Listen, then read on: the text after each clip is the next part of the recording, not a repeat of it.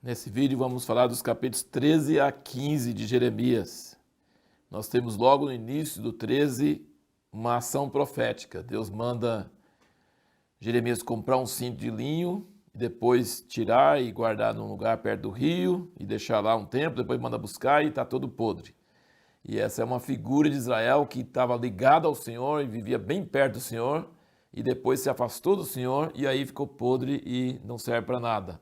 Que Deus vai, um povo que não fica junto com o Senhor, ele fala aqui no versículo 11, pois assim como se liga o cinto aos ombros do homem, assim eu liguei a mim toda a casa de Israel e toda a casa de Judá, diz o Senhor, para me serem por povo e por nome, e por louvor e por glória, mas não quiseram ouvir. Você vai notar que o que Deus mais reclama, como nós temos falado nos outros vídeos, de Israel é que eles não ouvem a sua voz. O versículo 10 ele fala, aqui do capítulo 13, esse povo maligno se recusa a ouvir as minhas palavras, que caminha segundo a teimosia do seu coração e que anda após deuses alheios para os servir, para os adorar. Será tal como esse cinto que para nada presta.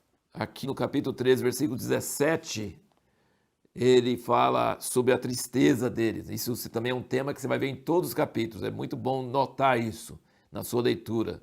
A tristeza de Jeremias e a tristeza de Deus que Jeremias está representando. Não é só uma tristeza pessoal.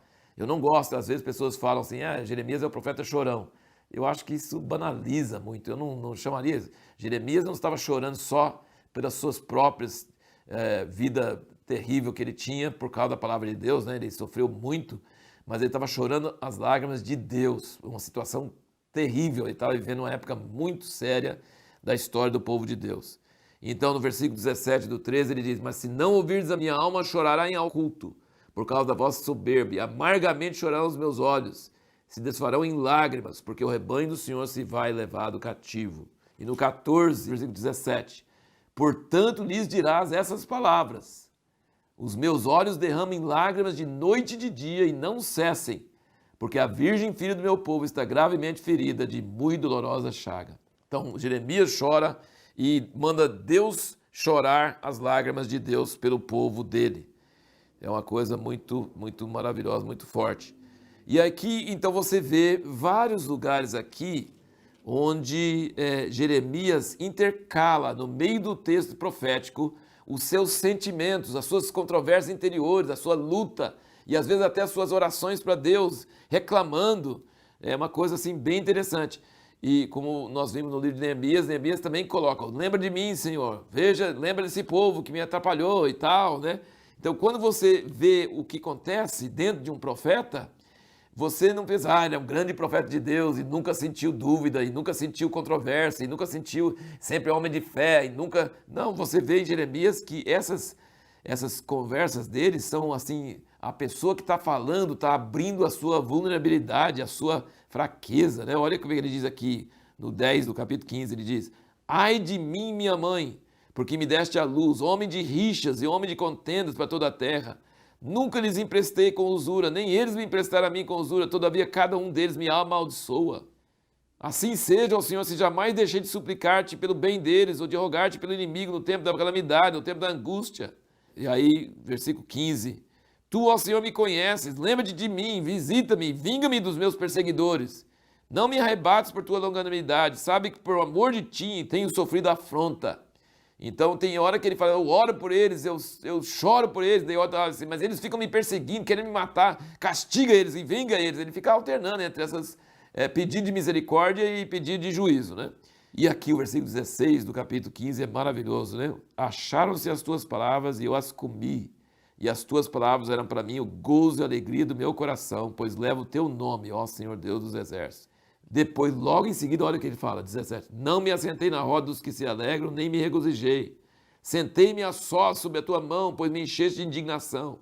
Então a palavra de Deus, na hora que você come, na hora que você recebe, você sente aquela vida. Já pensou, Jeremias, recebendo palavras que nós estamos lendo 2.500, sei lá, 2.400, 2.500 anos depois. Que palavras, que coisa tremenda ele receber isso. E quantas vezes no início do capítulo fala, veio a minha palavra do Senhor. Então ele fazia, achei as tuas palavras, logo as comi, e era uma alegria e gozo do meu coração. Mas depois ele diz, mas aí me encheu de tristeza, porque o conteúdo da palavra era juízo, né? Aí no versículo 18 ele diz, por que é perpétua a minha dor e incurável a minha ferida que se recusa a ser curada? Serás tu para mim como ribeiro ilusório, como águas inconstantes? E está reclamando com Deus, né? Aí Deus responde para ele, tá vendo? É um diálogo, né? Eles estão conversando com o outro no meio dessas profecias sobre o povo. E a gente começa a entender, então, atrás dos bastidores, atrás das cortinas, da peça principal, nós vemos assim a luta do protagonista, do ator, né, que está ali. Aí Deus diz para ele, portanto, assim diz o Senhor, se tu voltares, então te restaurarei, para estares diante de mim. Se apartares o precioso do vil, serás como a minha boca, e tornem-se eles a ti, mas não voltes tu a eles. Ele está falando, não muda o seu discurso, não queira agradar a eles, volta e não fica reclamando também.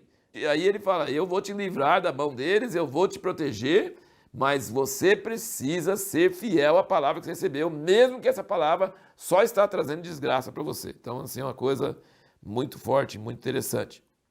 No capítulo 14, você vê aqui mais uma vez, no versículo 11, diz-me ainda o Senhor, não rogues por este povo para o seu bem, está mandando ele não orar. Quando jejuarem, não ouvirei o seu clamor, e quando oferecerem holocausto e oblações, não me agradarei deles.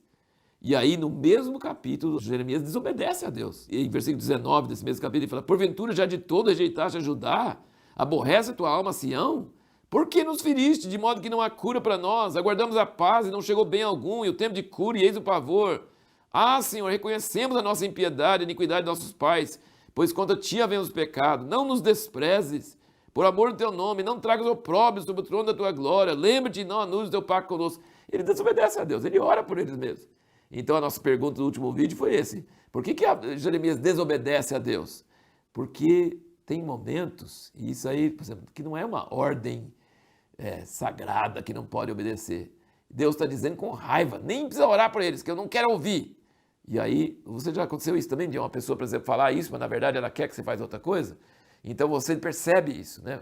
Moisés fez isso muitas vezes. Deus fala assim, sai da frente que eu quero matar esse povo. E Moisés fica lá e insiste, né? Então, Jeremias não estava desobedecendo uma ordem moral de Deus, uma ordem autoritária de Deus. Ele estava desobedecendo porque discerniu que, na verdade, Deus estava falando não, mas que Deus queria que ele orasse pelo povo, que ele suplicasse pelo povo. Então, existem momentos onde a gente não pode prestar atenção e obedecer ao pé da letra. Nós precisamos entender qual é o coração de Deus. Se ele está falando, exclamando, mas no fundo ele quer mesmo alguma coisa da nossa parte. E eu acho tão precioso, tão lindo como Deus ama certas pessoas. No capítulo 15, versículo 1, ele diz, disse-me, porém, o Senhor, ainda que Moisés e Samuel se pusessem diante de mim, não poderia estar a minha alma com este povo. Então Deus está dizendo, olha, tem pessoas que têm um valor muito alto diante de mim. Quando eles oram, eu quase me vejo obrigado a ouvir, a responder, a atender o pedido deles. Moisés e Samuel, Deus cita Moisés e Samuel. E falou, a situação desse povo é tão grave que mesmo que Moisés e Samuel estivessem aqui, não ia adiantar, que eu não ia ouvir. Então dependendo do nosso relacionamento com Deus, dependendo da nossa comunhão com Deus, nossas orações vão tendo mais força. Quanto mais amizades você tem com Deus, quanto mais história que você tem com Deus, mais peso suas orações têm. Então isso é muito interessante, muito importante. Ainda que Moisés e Samuel estivessem, eu não ouviria por causa da crise que está tão grave que não iria dar naquela época. E a pergunta que nós vamos responder no próximo vídeo é, em que circunstâncias uma palavra profética dada por Deus pode não se cumprir?